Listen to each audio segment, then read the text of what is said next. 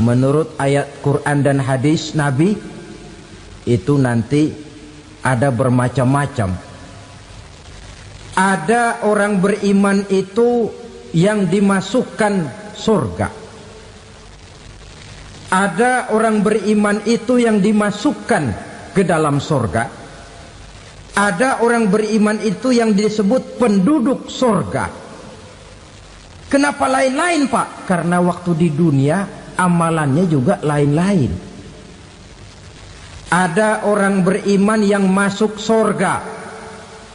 Ini paling murah tiketnya. Mau masuk surga?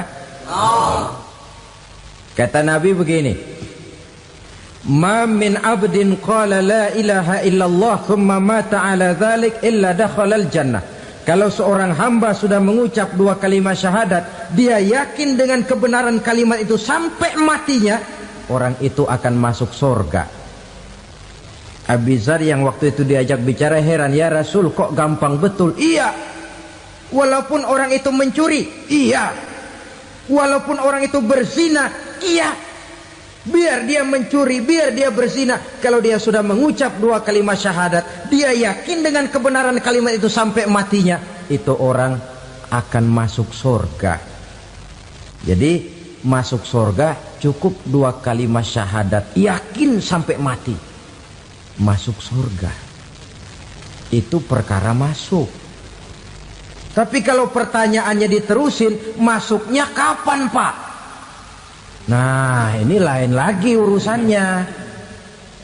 Sebab ada yang masuknya itu langsung, ada yang mampir dulu. Di sana tempat cuma dua, kalau tidak surga, neraka. Mau ke surga tapi mampir dulu, yang mampirnya jelas di neraka. Kenapa? Dalam hadis qudsi ada riwayat, nanti itu di akhirat, setelah Allah selesai mengatur penduduk surga masuk surga, yang neraka masuk neraka, Allah berkata kepada malaikat Malik, malaikat Malik, labaik ya Allah, itu bajingan-bajingan tengik, manusia-manusia durjana yang waktu di dunia tidak mau sujud, jauh dari ulama, gemar melakukan yang munkarat dan maksiat, hidup di tengah masyarakat selalu jadi bibit keonaran, kufur, sudah masuk neraka semua. Sudah ya Allah. Nah, kalau sudah, coba sekarang kamu masuk, Malik. Saya, iya, masuk neraka.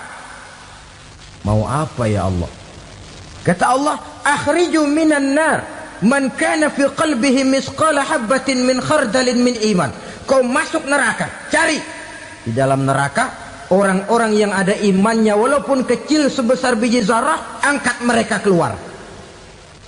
Masuk malaikat Malik ke neraka, cari orang yang ada imannya, korek-korek. Ya repot, udah pada gosong. Yang ada imannya diangkat ke atas, yang ada imannya diangkat ke atas, lalu dimandikan di Nahrul Hayat, namanya sungai kehidupan di akhirat nanti. Cakep lagi rupanya, bersih lagi wajahnya, apel di hadapan Allah. Kata Allah, bagaimana mas? Kapok nggak sampean? Kapok ya Allah. Nah, kalau kapok, idhab fadkhulil jannah, pergi masuk surga sana. Berangkat mereka ke surga, ketemu sama teman-temannya yang udah sampai lebih dulu, yang nggak pakai mampir lagi. Terjadi dialog. Kata teman-temannya yang udah pada nyampe duluan, mas, iya, emang baru sampai? Saya baru sampai. Memang mampir di mana dulu mas? Kita sudah lama sampai di surga. Saudara buka surah Al-Muddatsir ayat 34-35. Ma salakakum fis saqar? Kenapa kamu mampir di neraka Saqar? Qalu lam naku minal musallin. Mereka menjawab, kami mampir di neraka Saqar mas, gara-gara dulunya kami waktu di dunia ndak pernah sholat. Ndak pernah sholat? Ndak pernah. Kan rumahnya dekat masjid, cuma dekat doang mas. Sholat mah enggak saya. Enggak pernah ngasih makan fakir miskin, enggak pernah hadir di majelis taklim, pendeknya enggak pernah melakukan kebajikan, maka saya pun mampir di neraka sakor. Untung betul saya punya iman mas sedikit. Waktu hidup di dunia dulu saya pernah mengucap 2 kalimat syahadat, sekali-kalinya waktu mau kawin. Masya Allah. Untung saja kawin, kalau nggak kawin polos.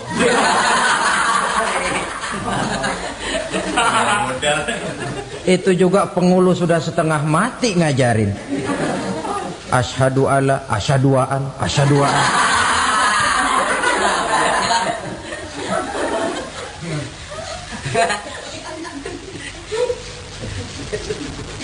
Ini namanya masuk surga, ada mampir dulu.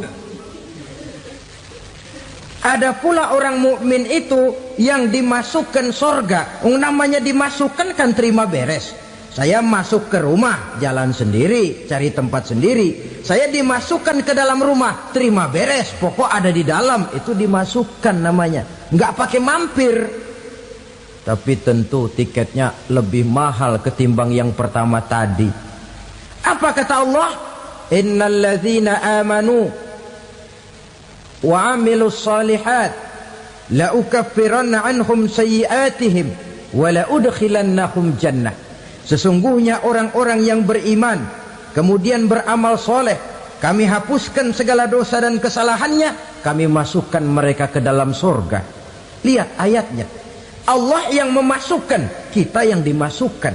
Tidak pakai transit, tidak usah mampir. Cuma tidak cukup syahadat, tidak cukup amanu, tapi diiringi dengan wa'amilus salih. Iman, amal. Tidak cukup syahadat, lalu dibuktikan dia sholat, dia zakat, puasa, lalu dia melakukan berbagai macam kebajikan. Ini yang menyebabkan dia tidak pakai mampir di tempat yang bernama sakor. Lalu ada pula orang mukmin itu yang disebut penduduk sorga. Wah, ini sudah VIP ini. Ashabul jannah, penduduk sorga. Siapa mereka? Kata Allah, innal ladzina amanu summa istaqamu fala khaufun alaihim wala hum yahzanun ulaika ashabul jannah hum fiha khalidun. Sesungguhnya orang-orang yang beriman lalu istiqamah, tetap dalam melaksanakan perintah Allah, tidak goyang, tidak labil tapi stabil, istiqamah, mereka tidak takut dan tidak bersedih hati. Merekalah penduduk surga. Iman, istiqamah. Tidak punya duit, sembahyang. Banyak duit, sembahyang. Miskin, sembahyang. Kaya, tetap sembahyang. Istiqamah. Kadang orang kalau susah rajin ke masjid, banyak duitnya ngelihat masjid melengos. Waktu miskin hamba Allah, setelah kaya jadi hamba harta. Bergeser, tidak ada nilai istiqomahnya. Saudara-saudara, dengan begitu penduduk neraka itu dua. Ada penduduk permanen, ada penduduk yang semi permanen. Yang semi permanen orang-orang beriman yang mempunyai dosa besar. Mereka masuk ke neraka untuk menerima azab sesuai dengan dosanya. Bila selesai masa azab itu, mereka akan diangkat untuk ditempatkan kembali ke dalam surganya Allah Subhanahu wa ta'ala. Nah, dikala itulah saudara-saudara, ada yang disebut syafaat dari Rasulullah Sallallahu Alaihi Wasallam. Tapi tentu jangan lupa, syafaat ini ibarat kain menambal dia. Kita punya kain bolong-bolong sedikit, syafaat yang menambal. Sholat kita ada kurang dikit, sedekah kita ada campur riak dikit, amalan kita ada tidak karena Allah dikit, kita berharap syafaat. Jadi biarlah kain masih bolong-bolong, yang penting punya kain. Tapi kalau kainnya tidak ada, yang ditambal apanya? sholat tidak, puasa tidak, zakat tidak, berharap syafaat saja. Ya, terlalu berlebihan itu. Saudara hadirin yang saya hormati, apabila selesai proses penghisaban, proses penghitungan, maka dikala itulah manusia terbagi dalam dua kelompok besar. Fariqun fil jannah wa fariqun fis sa'ir. Sekelompok orang-orang beruntung yang masuk ke dalam surga, dan sekelompok lagi masuk ke dalam neraka. Ibu-ibu, saudara-saudara kaum muslimin rahimakumullah, pada pertemuan yang lalu sudah saya jelaskan bahwa hidup selalu berakhir dengan kematian. Apabila datang kematian menimpa seseorang, datanglah kiamat baginya. Itu yang disebut dengan kiamat kecil. Hakikatnya mati adalah perpindahan dari kehidupan di dunia ini menuju kehidupan di alam barzakh. Menunggu kita di alam barzakh sampai datangnya saat kiamat. Entah 10 tahun, entah 100 tahun, entah 1000 tahun, hanya Allah saja yang maha tahu. Adapun orang-orang beriman yang melakukan amal kebajikan dalam kehidupan di dunia ini, masa penantian yang lama di alam barzakh buat mereka sebentar saja.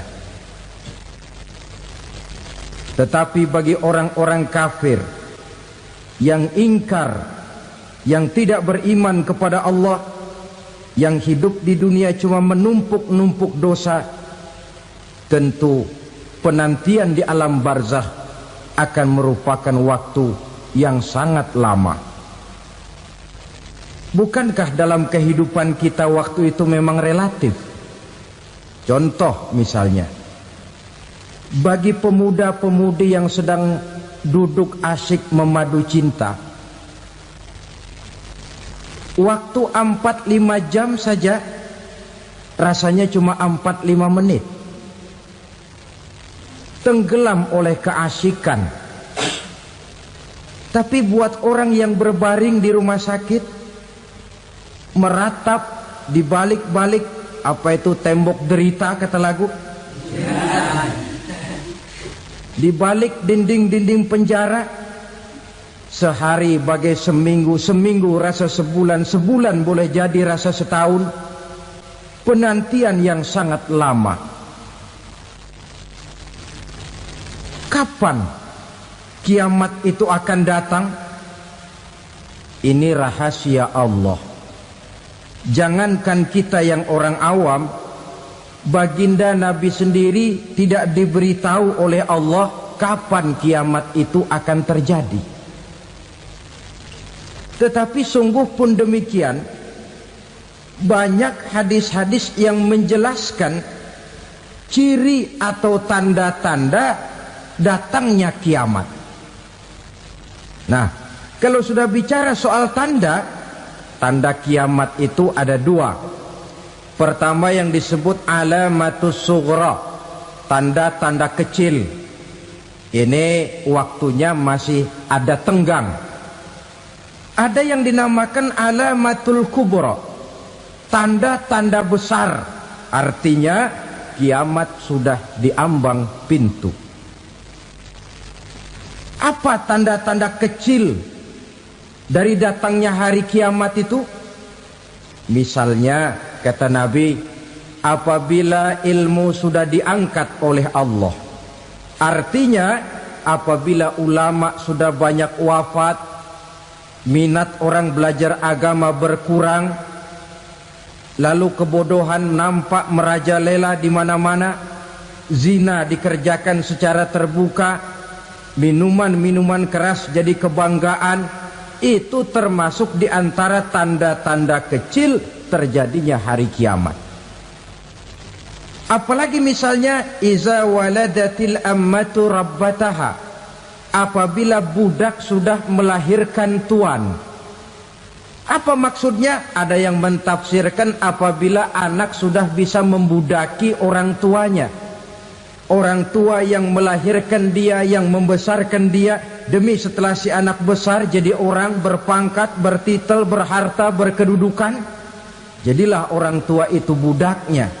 Sehingga sering dibilang kalau orang tua kaya, anak jadi raja. Tapi kalau anak yang kaya, orang tua sering jadi budak. Apalagi munculnya fitnah yang bergelombang, timbul perang antara dua bangsa yang besar, waktu berjalan terasa sangat pendek sekali. Itu merupakan tanda di antara tanda-tanda kiamat. Termasuk di dalamnya sulit membedakan mana laki, mana perempuan. Kan kalau tanda-tanda kayak begini sekarang sudah banyak kita lihat kan. Ulama banyak wafat, penggantinya sulit. Zina dikerjakan berterang-terangan, minuman keras jadi kebanggaan, banyak anak membudaki orang tuanya, sulit membedakan mana laki mana perempuan. Kadang-kadang dari belakang kita lihat perempuan bener, begitu kita colek nengok jenggotan.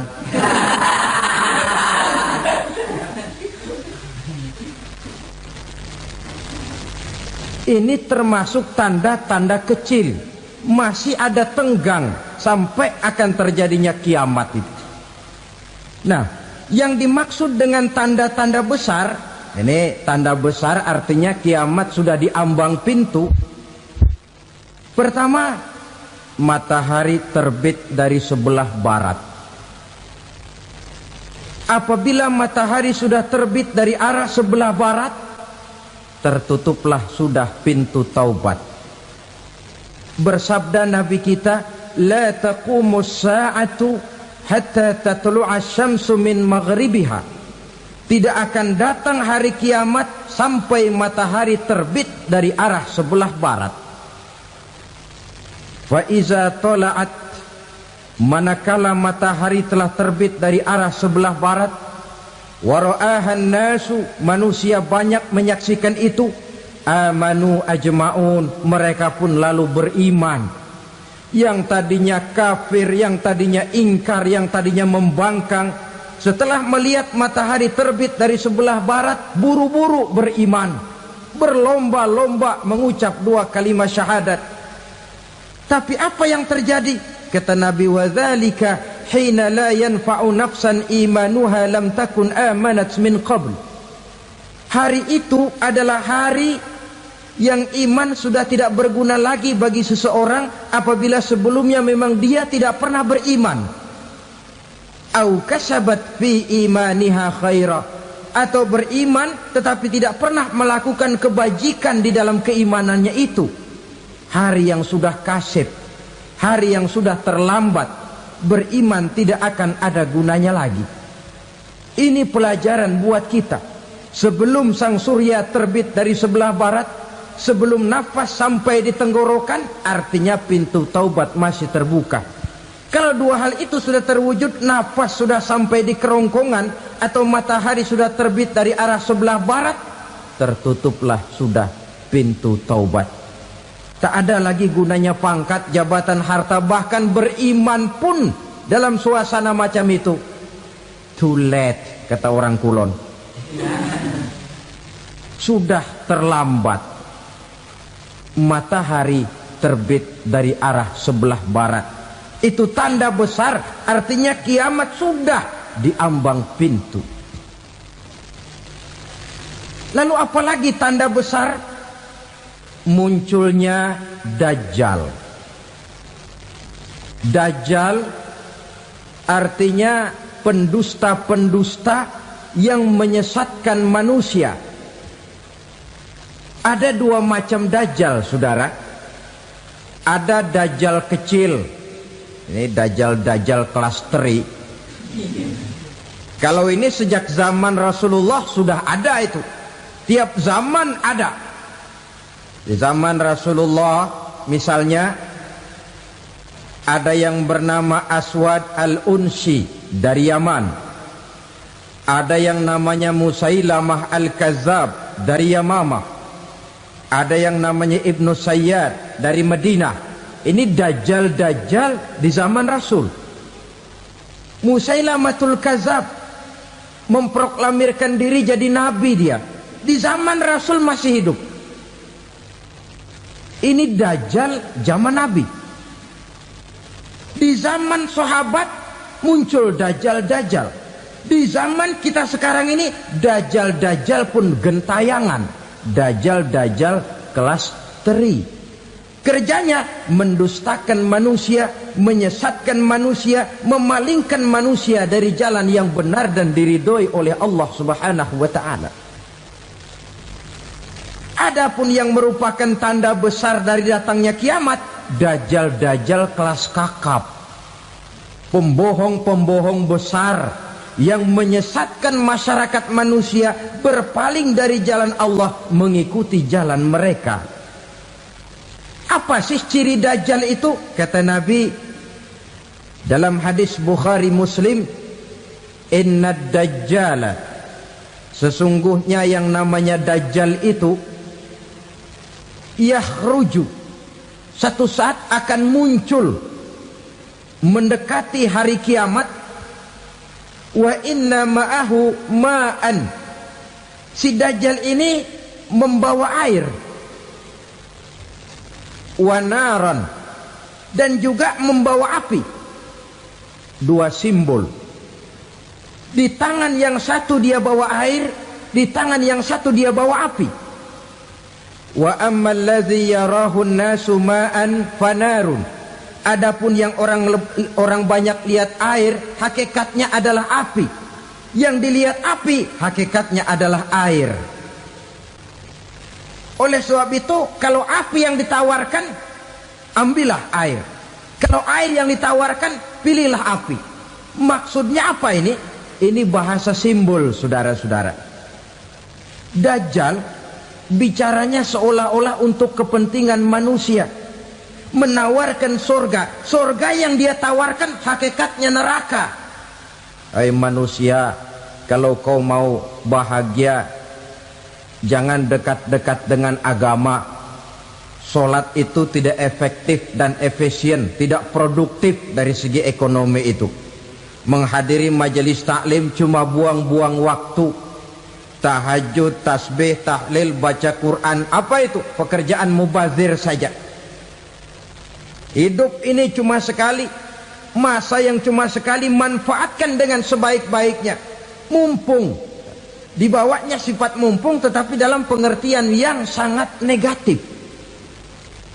Bicaranya seolah-olah untuk kepentingan manusia, tetapi sebenarnya menjerumuskan manusia.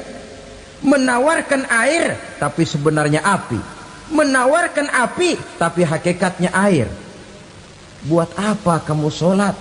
Buat apa kamu bayar zakat? Buat apa kamu puasa?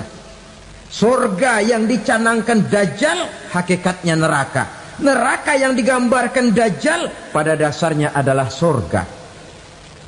Jadi memutarbalikkan fakta itu kerjaan dajjal. Yang hak jadi batil, yang batil dibilang hak, yang benar jadi salah, yang salah malah jadi benar.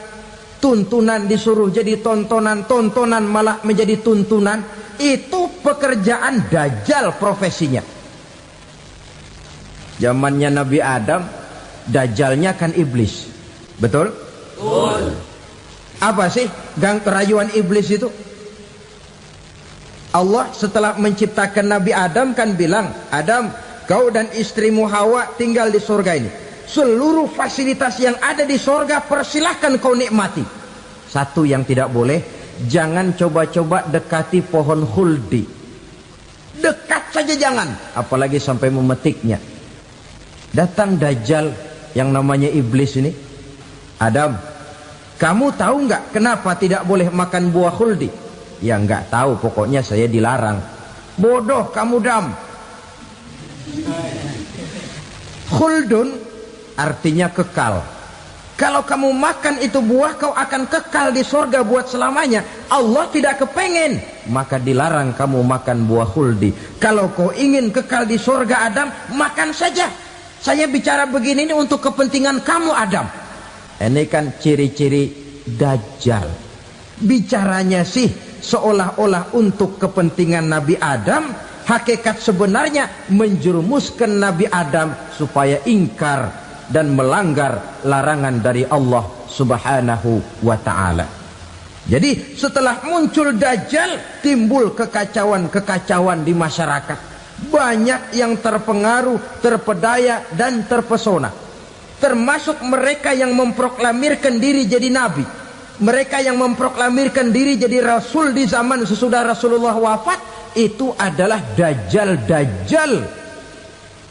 Maka saya ingatkan, kalau di zaman kita sekarang ini ada orang ngaku jadi nabi, ada orang ngaku jadi rasul, biar bahasa Arabnya kental, Quran hafal, hadis ribuan hadis hafal, biar pakai serban sampai menyengser ke tanah, bahasa Arabnya fasih, tapi dia mengaku jadi nabi, jadi rasul, kita umat Islam wajib tidak percaya. Wajib untuk tidak percaya. Itulah Dajjal zaman kita sekarang ini. Tidak mustahil mereka datang mempengaruhi orang awam supaya berpaling dari Rasulullah, mengikuti mereka. Nah, di akhir zaman nanti, mendekati hari kiamat, Dajjal ini muncul. Dajjal kelas kakap, menyesatkan masyarakat manusia untuk berpaling dari Islam, mengikuti seruan mereka. Apalagi di antara datangnya kiamat itu, tanda yang besar itu, turunnya Nabiullah Isa Al-Masih, putra Maryam. Menurut berbagai hadis yang sahih, Nabi Isa Al-Masih nanti akan turun lagi. Tidak membawa risalah yang baru, tapi meluruskan risalah Islam ini yang telah banyak ditinggalkan oleh masyarakat. Bahkan ada hadis menjelaskan beliau akan membunuh Nabi, mematahkan kayu-kayu salib, lalu melaksanakan haji dan umrah mengikuti syariat Nabi Muhammad, bukan membawa agama baru. Menjadi semacam mujaddid, reformer, menyelamatkan manusia dari bisikan Dajjal. Bahkan ada riwayat yang menjelaskan bahwa Nabi Isa berhasil mengalahkan Dajjal, mengembalikan masyarakat manusia kembali kepada ajaran Islam yang datang dari Allah, dibawa oleh Rasulullah Sallallahu Alaihi Wasallam.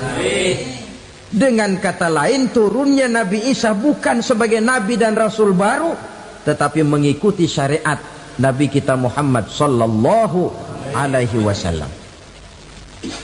Saudara hadirin, ibu-ibu hadirat yang saya hormati, kemudian apalagi di antara tanda-tanda besar akan datangnya kiamat itu?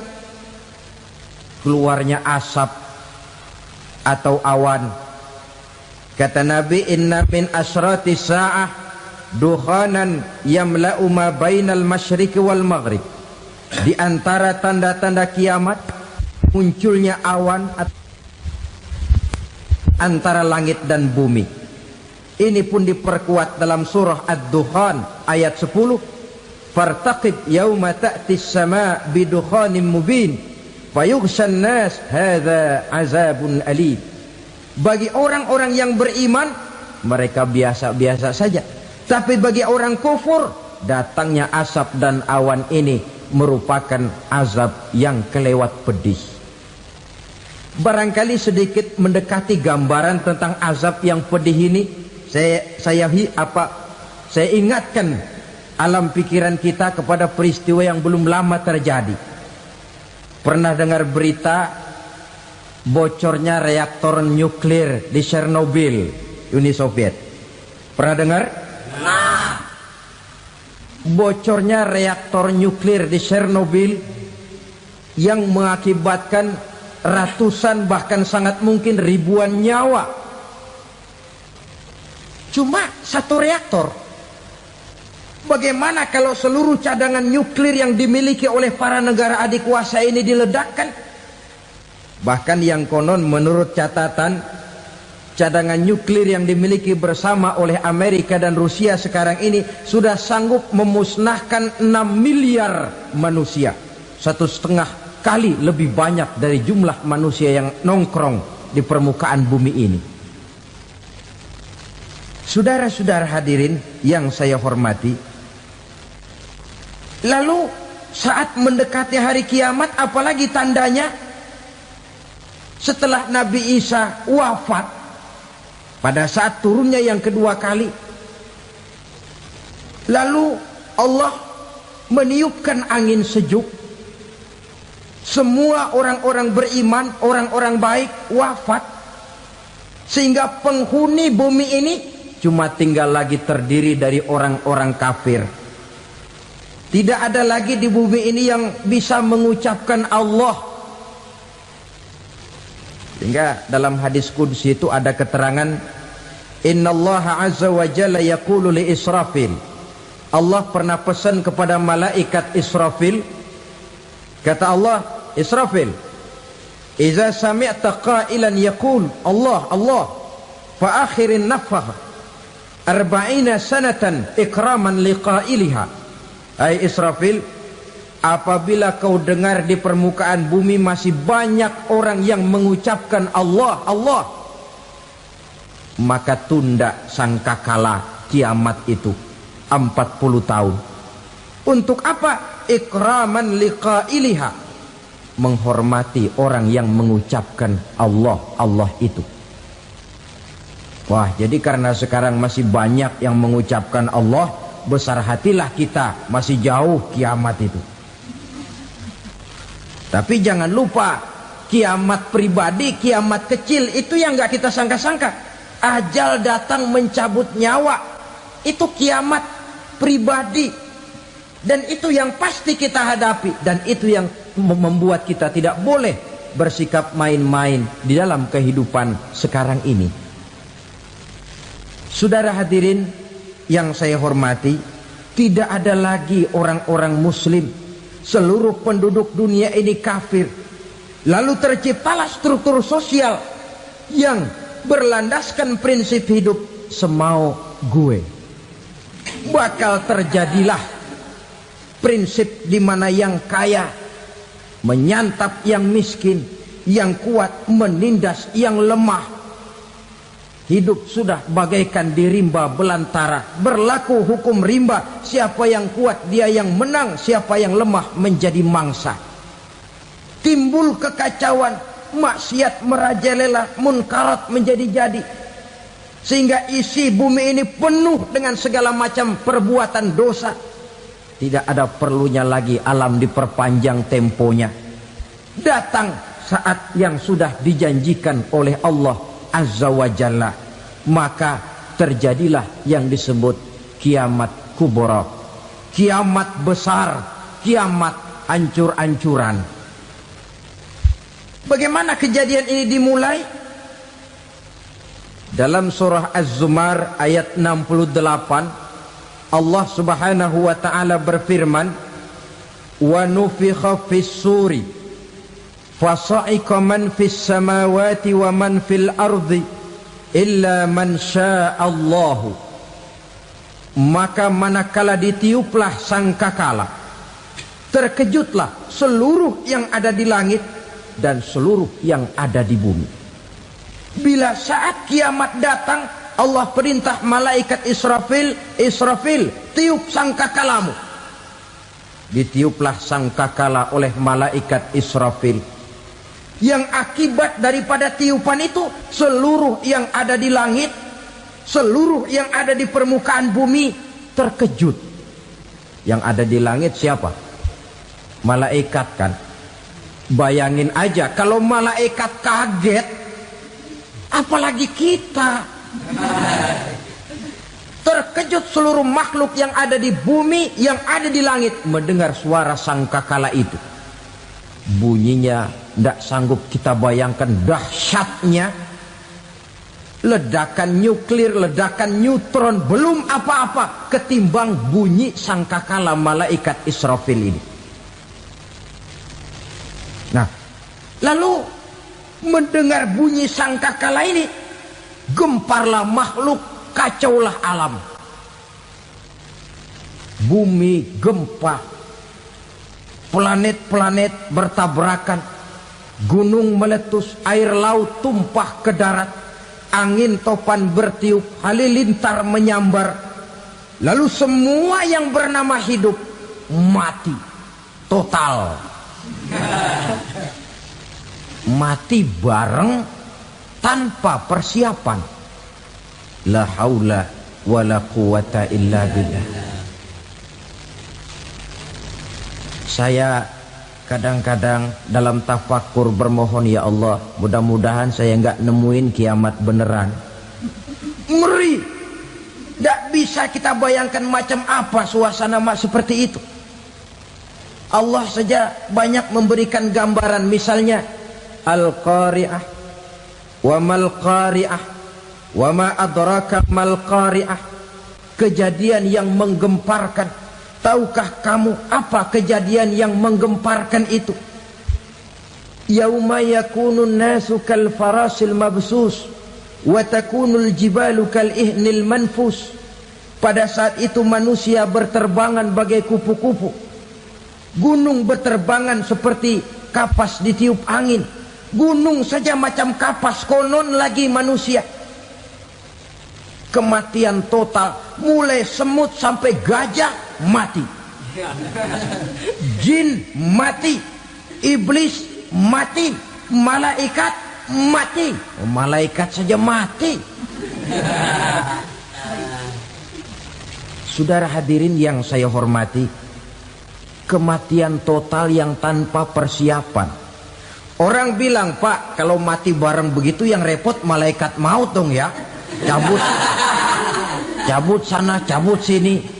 Itu kalau menurut logika kita, mestinya begitu menurut logika. Tapi logika juga yang nggak perlu serepot itu. Sebab untuk mematikan listrik di wilayah DKI, di wilayah Jakarta, nggak perlu tiap rumah didatengin, matiin, ya lama. Cukup dari kantor pusatnya saja PLN tekan satu tombol, gelaplah seluruh Jakarta. Saudara hadirin yang saya hormati, kematian total. Lalu setelah kematian total, planet-planet juga mati, dalam arti tidak bergerak dan beredar. Angin mati, dalam arti tidak bertiup. Air mati, dalam arti tidak ada riak gelombang. Pokoknya semua mati. Kullu nafsin za'iqatul maut. Semua yang bernafas mati. Dalam ayat lain, kullu man 'alaiha fan. Semua yang ada di permukaan bumi fana. Yang kekal cuma Allah Subhanahu wa ta'ala. Yang paling belakang mati, malaikat maut dan malaikat Israfil.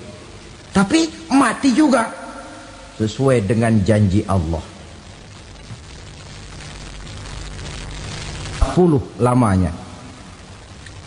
Tidak dijelaskan oleh Abi Hurairah 40 jam, apa 40 hari, apa 40 tahun. Hadis-hadis cuma menyebutkan 40 saja.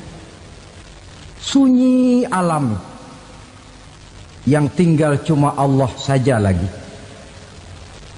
Ketika itu Allah berseru-seru, katanya, limanil mulkul yauma.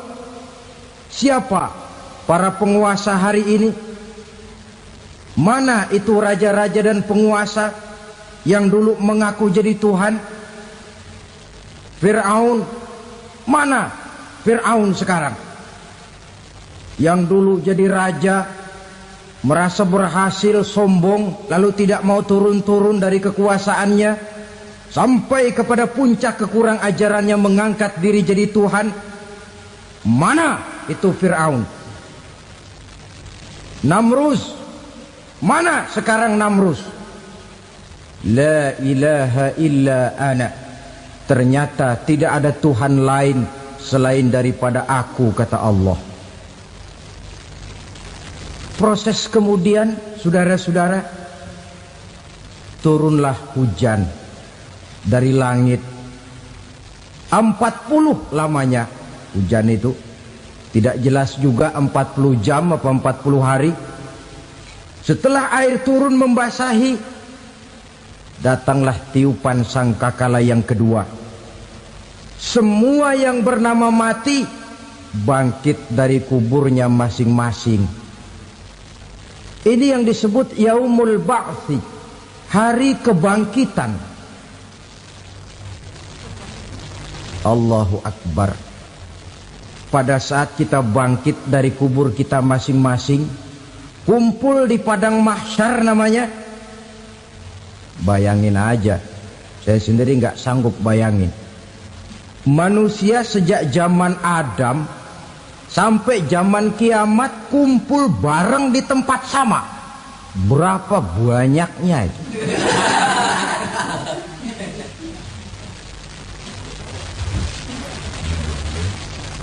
Dan yang luar biasa menurut satu riwayat, pada saat bangkit itu, Masya Allah, roman muka kita berubah, disesuaikan dengan amalan kita waktu di dunia ini. Barang siapa yang waktu di dunia amalannya itu amalan tikus, di akhirat nanti dia bangkit dari kubur, mukanya seperti muka tikus. Gagah betul badannya, tapi mukanya seperti tikus. Kenapa? Amalannya waktu di dunia seperti amalan tikus. Apa amalan tikus itu? Suka ngegeragoti barang yang sudah disimpan rapi-rapi. Orang sudah simpan uang rapi-rapi, simpan perhiasan rapi-rapi, digeragoti oleh tikus. Maling-maling, pencoleng-pencoleng, koruptor-koruptor. Itu nanti di akhirat nanti kita lihat mukanya seperti muka tikus. Oh ini waktu di dunia suka nyolong, mukanya seperti muka tikus. Barang siapa yang waktu di dunia ini amalannya itu amalan macan, dia akan bangkit nanti mukanya seperti muka macan. Apa amalan macan? Macan itu amalannya menang-menangan. Orang yang mau menang saja nggak mau mengalah. Coba lihat di hutan. Kenal hutan nggak? Di hutan, raja hutan di mana-mana pasti macan. Betul kan? Betul. Padahal hutan belum pernah bikin pemilihan umum. Tapi macan tidak peduli ada pemilihan umum apa tidak, pokok saya raja. Sebab apa? Macan jadi raja itu bukan karena benar, tapi karena kuat jadi raja. Setelah dia jadi raja, rakyat hutan yang mesti dilindungi malah dimakan oleh raja macan. Kambing rakyat hutan dimakan oleh macan. Ayam rakyat hutan dimakan oleh macan. Itu nanti kita lihat di akhirat itu mukanya seperti muka macan, gagah betul. Lalu barang siapa yang di dunia ini amalannya itu seperti amalan anjing, nanti dia punya muka seperti muka anjing. Apa amalan anjing? Pertama, anjing itu kalau disuruh jaga rumah, dia tidak bisa membedakan mana maling, mana tamu. Biar yang datang maling, kalau bawa tulang, anjing kalem. Yang kedua, anjing itu akan setia kepada siapa saja yang memberinya roti. Siapa yang memberinya roti, itulah majikannya. Apa kata majikannya, pasti dia laksanakan. Soal benar atau salah, dia tidak peduli. Setelah anjing dapat roti, dia tidak punya pilihan lain kecuali bilang, abdi mah kumaha juragan wae ayeuna mah.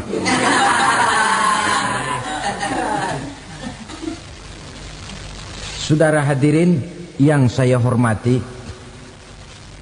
berkumpul di padang mahsyar, tiap orang sibuk dengan persoalannya masing-masing. Matahari waktu itu didekatkan oleh Allah.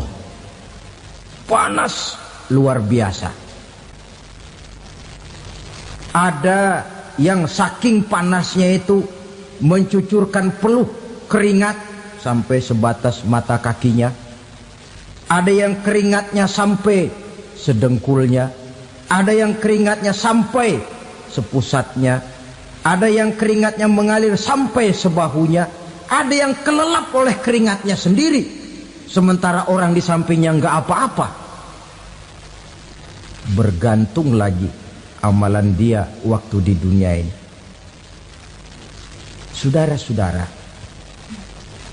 sebagian orang dalam kepanikan padang mahsyar berombong-rombong datang mereka menghadap Nabi Adam. Ya Adam, anta abal bashar. Hai Adam, Tuhan adalah bapak moyang manusia. Kami sebentar lagi akan disidang, dimintakan pertanggungan jawab. Tolonglah kami, hai Adam. Kata Nabi Adam, jangankan nolongin sampean, saya sendiri tanggung jawab di hadapan Allah ketika dulu tidak boleh makan khuldi, saya serobot. Sudahlah, urus diri masing-masing saja, nafsi. Begitu kata Nabi Nuh, begitu kata Nabi Ibrahim. Tiap orang bertanggung jawab sendiri-sendiri. Ketika itulah saudara-saudara, nikmatnya menjadi umat Nabi besar Muhammad sallallahu alaihi wasallam. Sebab apa? Walaupun menurut abjad kita ini umat paling belakang, paling belakang kita ini toh, karena Nabi Muhammad adalah Nabi akhir, tapi akan dihisap lebih dulu, lewat di atas sirat lebih dulu, masuk surga lebih dahulu ketimbang umat-umat belakangan. Ketika Rasul mendekati ajal, beliau tanyakan itu kepada malaikat Jibril. Malaikat Jibril berkata, Muhammad jangan khawatir, Allah sudah berjanji, inni haramtul jannata ala sairil anbiya hatta tadkhulaha anta wa haramtuha ala sairil umami hatta tadkhulaha ummatuka. Surga aku haramkan buat seluruh nabi kecuali kalau engkau Muhammad sudah masuk ke dalamnya, dan surga aku haramkan buat seluruh umat kecuali kalau umatmu Muhammad sudah masuk ke dalamnya. Logikanya, walaupun menurut abjad kita umat paling belakang, bakal dihisap paling dulu, lewat di atas sirat paling dulu, masuk surga paling dulu, kalau mampir ke neraka juga paling dulu. Ya resiko. Jangan mau enaknya aja paling dulu. Saudara hadirin yang saya hormati, setelah masa kebangkitan itu jangan dikira begitu bangkit langsung diperiksa. Masih menunggu menanti ribuan tahun perhitungan padang mahsyar untuk sampai kepada proses yang disebut yaumul hisab, hari perhitungan. Seorang demi seorang bakal dipanggil. Bayangkan saja, kita se-RT saja di absen, kadang-kadang perlu waktu lama. Ini manusia sejak zaman Nabi Adam sampai datang hari kiamat, satu demi satu disidang di hadapan Qadhi Rabbul Jalil. Status sosial copot sudah waktu itu. Yang pernah jadi hartawan di situ tidak lagi kelihatan kehartawanannya. Yang pernah jadi jenderal tidak lagi dipanggil jenderalnya. Yang ustadz tidak lagi dipanggil al-mukarramnya. Seluruh status sosial selesai. Dipanggillah kita seorang demi seorang menghadap Qadhi Rabbul Jalil. Bagaimana proses penghisaban itu? Pertama, proses tanya jawab. Di antaranya ada hadis menyatakan, lan tazula qadama 'abdin yaumal qiyamah hatta yus'ala an arba'i khisalin. Besok di hari kiamat tidak akan bergeser telapak kaki seorang hamba sampai dia ditanya lebih dulu tentang 4 persoalan. Tentang ilmunya, kemana ilmu itu diamalkan. Tentang umurnya, di mana umur itu dihabiskan. Tentang masa mudanya, kemana masa muda itu dipakai. tentang hartanya, dari mana harta itu didapat dan kemana harta itu dibelanjakan. Ini termasuk proses tanya jawab. Jadi kalau istilah pengadilan dunia, nama Fulan bin Fulan. Kamu waktu di dunia diberikan umur panjang untuk apa? Pernah mengalami masa muda, kemana kau habiskan masa remajamu? Kau diamanahkan ilmu, dengan apa ilmumu kau amalkan? Kau diberikan harta, dari mana harta kau dapat, kemana kau belanjakan? Tak seorang pun yang bisa mungkir. Sebab apa? Dikala itu yang menjadi saksi bukan orang. Yang menjadi saksi adalah seluruh anggota badan kita. Tangan bicara, kaki jadi saksi terhadap seluruh amalan yang pernah kita kerjakan pada saat kehidupan di alam dunia ini. Selesai proses tanya jawab, lalu diperlihatkan buku catatan kita waktu hidup di dunia ini. Jangan lupa Allah itu menyiapkan 2 superkomputer kepada kita. Sebelah ditempelin sebelah kanan, yang sebelah tempelin di sebelah kiri. Komputer itu namanya Raqib dan Atid. 2 malaikat yang apabila baik kita lakukan, refleks saja akan menulis kebajikan kita. Jahat kita kerjakan akan tertulis. Catatan itu nanti diperlihatkan kepada kita. Waduh, alangkah malunya pada saat diperlihatkan catatan kita, buku rapot kita merah melulu. Barangkali diperiksa sambil diomelin, brengsek lo. Buku merah melulu begini, bagaimana waktu hidup di dunia? Tidak cukup diperlihatkan buku catatan kehidupan, rekaman kehidupan.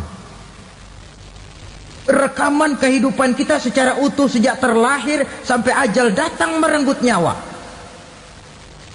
Barangkali mirip dengan video sekarang ini, di mana terekam dengan baik seluruh kegiatan kita, sejak yang sekecil-kecilnya sampai kepada yang sebesar-besarnya. Untuk kemudian kita pun menerima balasan. In khairan fa khairun wa in syarran fa syarrun. Kalau baik ya baik balasannya, kalau jahat ya jahat juga balasannya. Catatan-catatan kita diberikan. Kalau banyak kebajikannya diberikan di tangan kanan dengan cara yang halus. Kalau banyak kejahatannya diberikan dari sebelah kiri atau dilempar dari belakang. Itulah sebabnya sejak di dunia ini kita sudah mohon kepada Allah. Ketika berwudu membasuh tangan kanan, apa kita bilang? Allahumma a'tini kitabi biyamini wa hasibni hisaban yasira. Ya Allah, berikan saya kitab di tangan kanan, dan kalau saya memang perlu dihisap, hisaplah saya yang seringan-ringannya. Tangan kiri berlindung kita kepada Allah, jangan sampai diberikan kitab di tangan kiri atau dari arah sebelah belakang. Wa a'udzubika an tu'tiya kitabi bishimali aw min wara'i zuhri, dari arah sebelah belakang. Na'udzubillah min dzalik. Setelah selesai lewat proses penghisaban, lewat mizan, timbangan, maka yang sudah selesai dihisab itu bergeraklah menuju sirat, jembatan yang terbentang menuju surga melalui neraka. Saudara-saudara, panjangnya perjalanan sirat itu memakan waktu ratusan tahun. Tetapi orang yang lewat di atas sirat pun macam-macam, bergantung amalannya ketika di dunia ini. Ada yang lewat di atas sirat itu kal barkil khatib, seperti kilat yang menyambar, lep, sudah sampai dia di surga. Cepat bukan main. Ada yang lewat di atas sirat itu seperti orang lari-lari. Ada yang lewat di atas sirat itu seperti orang jalan biasa. Ada yang sambil merangkak, ada yang sambil ngesor, ada yang sambil gelayutan, ada yang selamat sampai ke ujung ke surga, ada yang tergelincir jatuh masuk ke dalam neraka, bergantung amalannya dalam kehidupan di dunia sekarang ini. Tiap kita akan melewati yang namanya sirat ini. Saudara-saudara kaum muslimin yang saya hormati, dengan demikian mereka yang selamat melalui sirat sampai ke terminal akhir surga, mereka yang ketika dihisab ternyata banyak kejahatannya daripada kebaikannya, mereka singgah di dalam neraka. Nah, adapun orang-orang yang beriman menurut ayat Quran dan hadis Nabi itu nanti ada bermacam-macam. Ada orang beriman itu yang dimasukkan surga. Ada orang beriman itu yang dimasukkan ke dalam surga. Ada orang beriman itu yang disebut penduduk surga. Kenapa lain-lain, Pak? Karena waktu di dunia amalannya juga lain-lain. Ada orang beriman yang masuk surga. Ini paling murah tiketnya. Mau masuk surga? Kata Nabi begini, ma min abdin qala la ilaha illallah thumma mata ala dhalik illa dakhalal jannah. Kalau seorang hamba sudah mengucap dua kalimat syahadat, dia yakin dengan kebenaran kalimat itu sampai matinya, orang itu akan masuk surga. Abi Dzar yang waktu itu diajak bicara heran, ya Rasul kok gampang betul? Iya, walaupun orang itu mencuri, iya, walaupun orang itu berzina, iya. Biar dia mencuri, biar dia berzina, kalau dia sudah mengucap dua kalimat syahadat, dia yakin dengan kebenaran kalimat itu sampai matinya, itu orang akan masuk surga. Jadi masuk surga cukup dua kalimat syahadat, yakin sampai mati, masuk surga. Itu perkara masuk. Tapi kalau pertanyaannya diterusin, masuknya kapan, Pak? Nah, ini lain lagi urusannya. Sebab ada yang masuknya itu langsung, ada yang mampir dulu. Di sana tempat cuma dua, kalau tidak surga, neraka. Mau ke surga tapi mampir dulu, yang mampirnya jelas di neraka. Kenapa? Dalam hadis qudsi ada riwayat, nanti itu di akhirat, setelah Allah selesai mengatur penduduk surga masuk surga, yang neraka masuk neraka, Allah berkata kepada malaikat Malik, malaikat Malik, labaik ya Allah, itu bajingan-bajingan tengik, manusia-manusia durjana yang waktu di dunia tidak mau sujud, jauh dari ulama, gemar melakukan yang munkarat dan maksiat, hidup di tengah masyarakat selalu jadi bibit keonaran, kufur, sudah masuk neraka semua. Sudah ya Allah. Nah, kalau sudah, coba sekarang kamu masuk, Malik. Saya, iya, masuk neraka. Mau apa ya Allah? Kata Allah, akhriju minan nar man kana fi qalbihi misqala habatin min khardalin min iman. Kau masuk neraka, cari di dalam neraka orang-orang yang ada imannya walaupun kecil sebesar biji zarah, angkat mereka keluar. Masuk malaikat Malik ke neraka, cari orang yang ada imannya, korek-korek. Ya repot, udah pada gosong. Yang ada imannya diangkat ke atas, yang ada imannya diangkat ke atas, lalu dimandikan di Nahrul Hayat, namanya sungai kehidupan di akhirat nanti. Cakep lagi rupanya, bersih lagi wajahnya, apel di hadapan Allah. Kata Allah, bagaimana mas? Kapok nggak sampean? Kapok ya Allah. Nah, kalau kapok, idhab fadkhulil jannah, pergi masuk surga sana. Berangkat mereka ke surga. ketemu sama teman-temannya yang udah sampai lebih dulu, yang nggak pakai mampir lagi. Terjadi dialog. Kata teman-temannya yang udah pada nyampe duluan, "Mas, iya, emang baru sampai?" Saya baru sampai." "Memang mampir di mana dulu, Mas? Kita sudah lama sampai di surga." Saudara buka surah Al-Muddatsir ayat 34-35. "Masalakakum fis saqar?" Kenapa kamu mampir di neraka Saqar? Qalu lam naku minal musallin. Mereka menjawab, kami mampir di neraka Saqar, Mas, gara-gara dulunya kami waktu di dunia tidak pernah sholat. Tidak pernah sholat? Tidak pernah. Kan rumahnya dekat masjid. Cuma dekat doang, Mas. Sholat mah enggak saya. Enggak pernah ngasih makan fakir miskin, enggak pernah hadir di majelis taklim, pendeknya enggak pernah melakukan kebajikan, maka saya pun mampir di neraka Saqar. Untung betul saya punya iman, Mas, sedikit. Waktu hidup di dunia dulu saya pernah mengucap 2 kalimat syahadat, sekali-kalinya waktu mau kawin. Masya Allah. Untung saja kawin, kalau nggak kawin polos.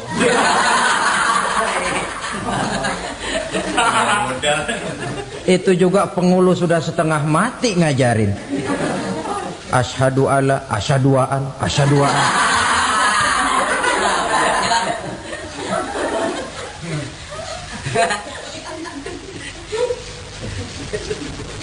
Ini namanya masuk surga, ada mampir dulu.